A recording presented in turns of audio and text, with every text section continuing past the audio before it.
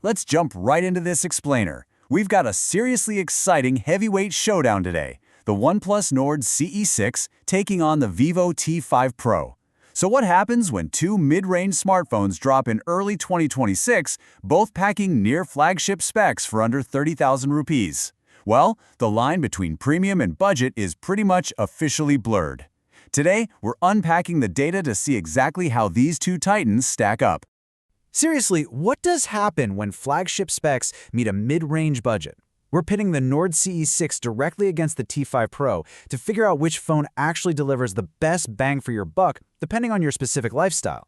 Look, cramming top-tier hardware into a budget-friendly shell means both of these brands had to make some super aggressive, targeted choices. Take a look at this breakdown. Noticed anything interesting in the chipset row?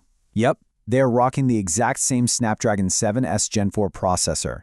That is a massive takeaway for us. It means this battle isn't about raw processing horsepower at all. They literally share the exact same brain. The real showdown here is entirely about their completely different design philosophies.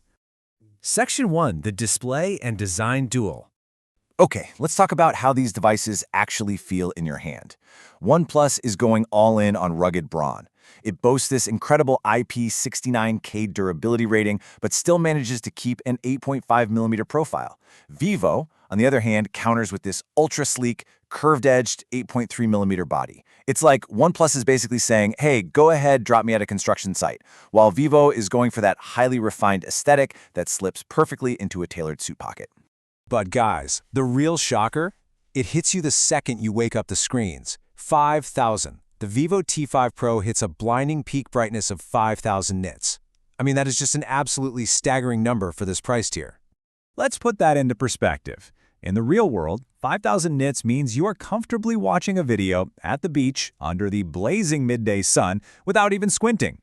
Now, OnePlus's 3,600 nits is still fiercely competitive for outdoor use, don't get me wrong, but Vivo clearly takes the crown here if you're the kind of person who practically lives outdoors.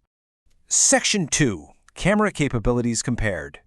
So things get a little tricky in this department, mainly because the physical glass on both phones is virtually identical. We're talking the exact same 50-megapixel main, 2-megapixel secondary, and 32-megapixel front lenses on both. So the tiebreaker? It's purely in the software tuning. You've got to ask yourself, are you looking for the crisp, hyper-detailed night photography and super stable video that OnePlus prioritizes, or are you chasing those perfectly balanced, warmer portrait skin tones that Vivo's processing is so famous for? Section 3.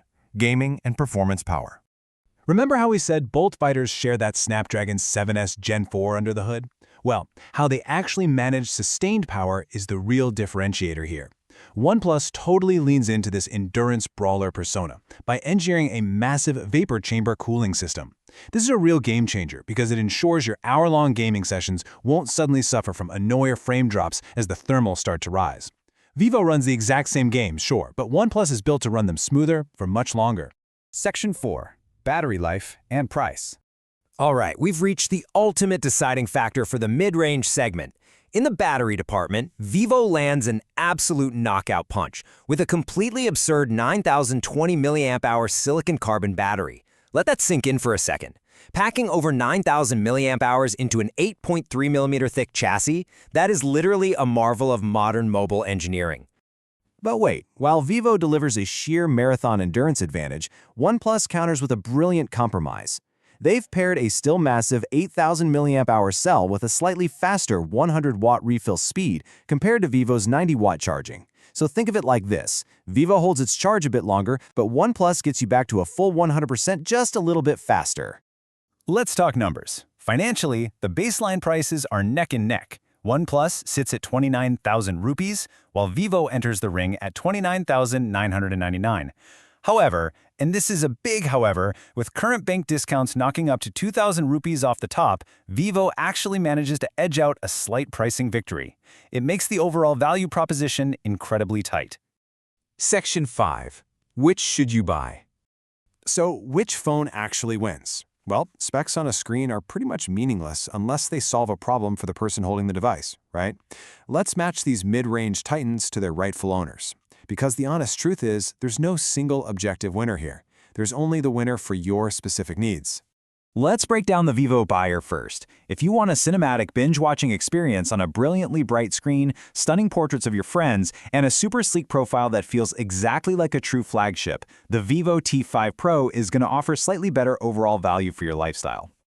On the flip side, if you are a marathon mobile gamer who absolutely needs superior thermal cooling so your frame rates stay high, or maybe you need extreme durability so a random drop doesn't cause a panic attack, plus rapid charging to get you right back into the action, then the OnePlus Nord CE6 is without a doubt your undisputed champion. Ultimately, this whole showdown comes down to how you live your life. Are you the rugged gamer, or are you the premium media consumer? Both of these design philosophies push the absolute boundaries of what under 30,000 rupees can buy you in 2026. Take a close look at your own daily routine. Which of these two incredible contenders ultimately earns that spot in your pocket?